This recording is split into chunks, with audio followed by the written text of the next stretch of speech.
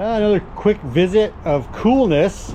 A veteran and a survivor from the 80s turbo wars.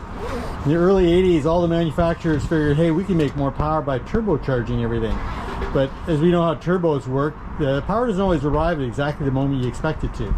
So it kind of was more cool than practical. Although I think one manufacturer actually did a supercharged bike, and off the top of my head, can't remember which one it is. But CX500 turbo, super awesome. I'm a big fan. I actually had a 650E that I liked a lot, and it was very similar in a lot of ways. And we also have a friend of ours who's no longer with us. This was his keynote. His nickname was CX. But super cool. I'm glad he came by.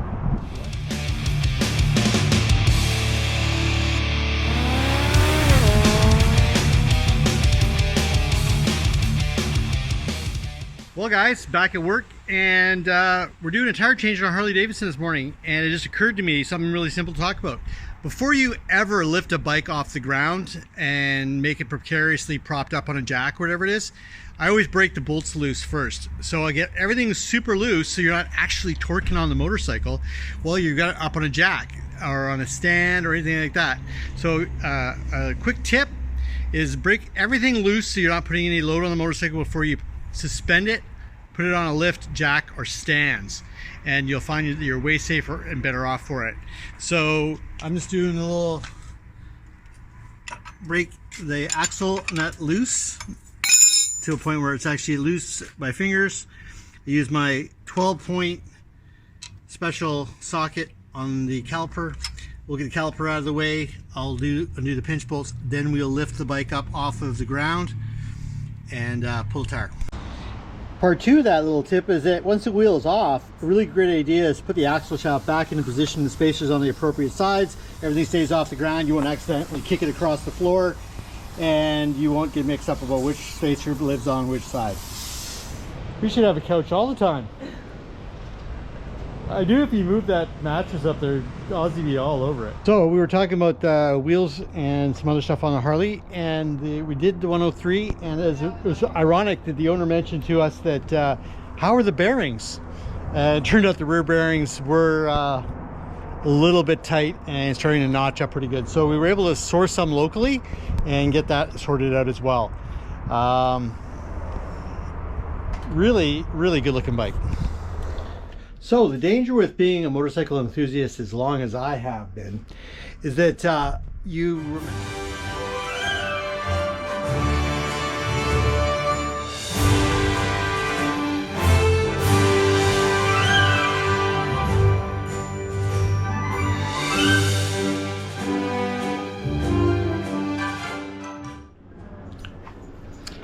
another little chat I want to have, and I didn't want to actually in the moment didn't think that to add this, and I didn't think it would even be all that interesting, but the more I think about it, the more I probably should drop it. We were at a customer's house this morning, and he had a Suzuki, and he was having persistent running issues with it, and he said that he'd replaced the coil packs and he couldn't get it to, anyway, so I quickly went in, took the airbox off, checked the spark plug caps, and not for any other reason that I have lots and lots of time in doing spark plugs. You know what it feels like when the coil cap comes up off of the spark plug. It should have a very positive clicking sound as it comes up, and it didn't exist, and I couldn't get them to go down, I couldn't get them to come up, so we pulled the spark plugs out to inspect them. And a lot of people don't realize is that when you have a spark plug, it can have one of two tips. You can have this large tip, or underneath it, if you actually remove it with a pair of pliers, Power Sports usually only uses the small tip. Now, he had bought his spark plugs at a local fairly large parts supplier, which really is focused on automotive. They have a deal where they get, not, I wouldn't call them factory seconds, but they're specifically sold to that company under their own name. They're still an NGK spark plug. It still have the correct designation on it, but because it's also automotive and power sports, it had the caps on it, and he didn't know that they came off.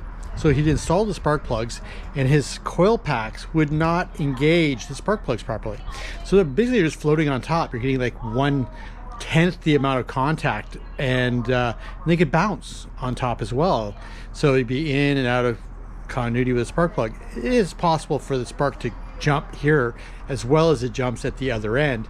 But the point of the story is that whenever people ask me, is it an easy job to do with a motorcycle? Well, yes, absolutely. Everything you can do on a motorcycle is relatively easy, but it's just as easy to do wrong. So something as simple as not knowing that the spark plug cap on here didn't fit his bike, he'd turn it into a month-long scavenger hunt of trying to sort out what's wrong with it. And so whenever you're working on your own motorcycle, do homework, be very conscientious, pay close attention. If he'd looked at the stock spark plug and compared it to the replacement, you probably would have noticed a difference. So don't take anything for granted, and do as much homework as you can, and go slowly. Make sure that every part is an exact match for your bike, because that little mistake, it could have cost him a lot of money. Luckily for him, we were in and out in an hour, diagnosed, sorted, and the bike ran way better. And it actually was kind of cool. I was able to show him every step of the way, and also the difference when the airbox went back on, because he needs to do an air filter as well. So the bike was super crisp. We put airbox on. It felt like it was running through a dirty rag, and but it still was way better than when we got there. So your handy hint: when you're replacing parts, make sure that they're an exact match for what you want to use. And saving a couple bucks sometimes doesn't work out if you don't know what you're looking at. So this gentleman reached out to us last night. He needed a rear tire. He was in a hurry. It's a really fast bike, so we got to him real fast. If you can make it to us or find us on any given day, we'd be happy to do a tire service for you. It's what we like to do. We're good at it, and it's important. Who doesn't want to go riding, especially when the bike's that cool? We're currently doing a tire change on the fastest production motorcycle in the world. The valve stem looks to be placed in a very awkward way. It's kind of not straight, it's pointed backwards, and not directly backwards either. That's for a reason. Believe it or not, if you do not have a metal cap on this valve stem and you let this bike reach the speeds it's capable of, and you had a conventional valve core on it that was pointed straight up, centripetal force would actually cause that valve core to retract in and completely deflate your tire. So when Kawasaki developed the ZX12, they started to discover that it can happen as well at the same time as when they're going, and it was pointed out sideways. So they actually developed this specially angled valve core that doesn't allow for centripetal force to draw the valve straighter in and deflate the tire even if the cap were to come off. It's a safety feature. Who would have thought? But you know, when a bike goes 300 kilometers an hour, these things can happen. Okay. Super stoked to have in the truck this evening a really brave gentleman who's actually a very experienced world traveler. He's backpacked all the way down Africa, across Asia, and now he's gotten a motorcycle. He's going to teach himself how to ride it, and he's going to Alaska. And he reached out through our friends network, needing some help with a shock. And our friends network came through for him and got him a shock. But 2 hours. Yeah, in 2 hours. But they were able to repair the one on his bike. I think it's the one he should use. It is an aftermarket. It's a high quality. It just seemed to have a goofy failure. It's fixed now. But I'm going to let him introduce himself here. Okay, hi, my name is Edmund. I'm from Singapore. So last month I flew into Washington. I bought this DR650. And as Scott was saying, I'm trying to head myself up to Alaska and then further down after that. Is there any way we can follow you? Do you do any kind of posts? I post on Instagram, but it's a really long and boring name. Maybe I can give you the link. You can put it up or something like that. Yeah, we'll do is we'll get the link from you and we'll add it to the video. Yeah. But yeah, we're just giving this bike a quick look over here. Lots of really cool mods. It had been all set up before he ever got it. And yeah, I think he's going to be good to go. Really looking forward to following his adventure. I hope you do as well. And yeah, all you do is go. Yes, and I want to say Scott and Stephanie have been absolutely amazing. I feel so lucky to have met them. So. And that only cost us $20. Okay. And dinner. All right, so there you go. Okay, job we got on hand right now is we're resurrecting 3 motorcycles. I met a lovely lady on my trip to the United States to deliver my car, and she'd lost her husband, and he had a collection of motorcycles, and she needed help getting rid of them. So they'd all been sitting for a very long time, and they all needed batteries and such. We're just going over the finals today. We've actually got 2 of them all sorted out, and we're just going to give them some basic maintenance so that they can go up for sale. It kind of leads me into our next topic, which has come up yesterday. We had a lot of reason to discuss this. We had 2 or 3 clients who'd discussed with us trying to solve engine related problems with Seafoam. Now, I'm a huge fan of Seafoam. I think it's a really great product. It's like they all do all elixir. If you read the front on the list on this thing here, it does all kinds of stuff. Cleans injectors, carbs, stabilizes fuel, controls moisture, noise, cleans deposits, adds lubricity, etc., etc. But it's really important is people don't spin the can around and read the directions on how much to use. And it was really quite funny. We had someone call us the other day, said that they put an entire can through their scooter with 3 tanks of fuel. And I don't know how well machines run on straight Seafoam, but that's almost straight Seafoam. The recommended application for this particular product is 10 milligrams per liter of fuel. Your average motorcycle holds 15, if you're lucky, 20 liters of fuel. It's like a tablespoon and a half. I usually refer to it as filling the cap. So if you do 2 capfuls per tank of gas, you've got plenty of Seafoam in your bike. And the reason I recommend using it is because water in fuel is actually a reality. It's not something that happens occasionally. It's the rule more than the exception. Most modern fuel that we're buying right now has actually been stripped of a lot of additive packages that were harmful to the environment, which actually made it really last well and be impervious to all kinds of other problems. But we get a lot of water in our gas. So Seafoam, highly recommend you use it. Couple capfuls is all you need per tank of gas to displace water and help clean the injection system or carburetors of your motorcycle. It can also, believe it or not, be added to your motor oil. About the same application, and it helps to remove deposits and other issues with moisture in your engine side. That's all you need. Well, another topic today, not to throw a good friend under the bus or anything, but we're going to.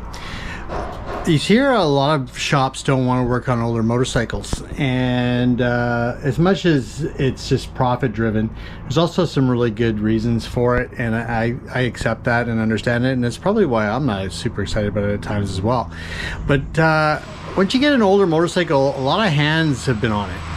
And sometimes those hands are creative, well-meaning hands, but at the same time, another way to phrase it would be incompetent. And you start seeing stuff when you get into a bike, like automotive style sealant everywhere. Absolutely a big fat no-no. Then you start looking at stuff like this and you kind of go, oh, okay, what the heck is going on here? Well, a lot of wiring has been played with on this motorcycle. It doesn't actually charge all that effectively. I've had to replace the ignition switch because that was bodged on. Yeah, it's got a lot of funky stuff going on. I've been chasing a starting issue on this motorcycle for quite a long time now. I've been through the carburetors. I've just now had the spark plugs out of it, and they tell an interesting story. One's burning, the other is not. I think we have a coil issue. It tends to backfire really good when you attempt to start it, but it runs like an absolute champ, and it just goes down the road really, really well. But if you can't start it, what's the point in that? We've had issues with the battery, we've had issues with all kinds of stuff. And then you fix one problem, and the next thing you know, you turn around and you're looking at, you got a fork seal issue. I don't remember if that was there, but it looks like it's been there for a while. So it adds up really fast, and you end up in a situation where you're telling a customer that the repairs to their motorcycle will exceed the motorcycle's value. And then if there's one thing at Adrenaline that was always interesting, is about that time the customer would, after pestering you absolutely every day for their bike, would evaporate. completely gone. You couldn't find them anywhere. If you did the work and you didn't have a deposit, you're out of pocket, and then you have a guy's motorcycle, and it's really hard to get rid of them. That won't be the situation with this bike because it's super cool, and if I did end up keeping it, I'd probably be okay with that. But yeah, old bikes, they come with a story. Some of the stories are good, some of them are not. So that's a tech insight. Well, like I was saying earlier about sloppiness, we dug into it, and every single valve clearance is loose, and that means that we have a very narrow window to create combustion. Another little interesting side note is the cam chain tensioner, no gasket at all sealant. Apparently the gentleman provided receipts for a complete engine rebuild to the tune of $4,000 by a technician who clearly didn't seem to like details. All right, there's a Genesis head, which means it's 5 valves per cylinder, and I'm going to pull and check each of the shims and see if we can get this thing to spec. Normally I am very clear with customers that there's a specification minimum and a maximum. If it is even on the minimum or the maximum, that is still technically in spec. Each one of these was actually a half size beyond the maximum clearance. So we're gonna see what bringing them all into spec does for this bike. I think it'll make a world of difference. Remember in a previous video where I talked about if your bike runs and starts and does everything it should, their odds are they're in spec. And when you have an issue with hard starting, backfiring on starting, we clearly had a problem, and I'm surprised it took so long to get into hunting that down, because it did run really, really well.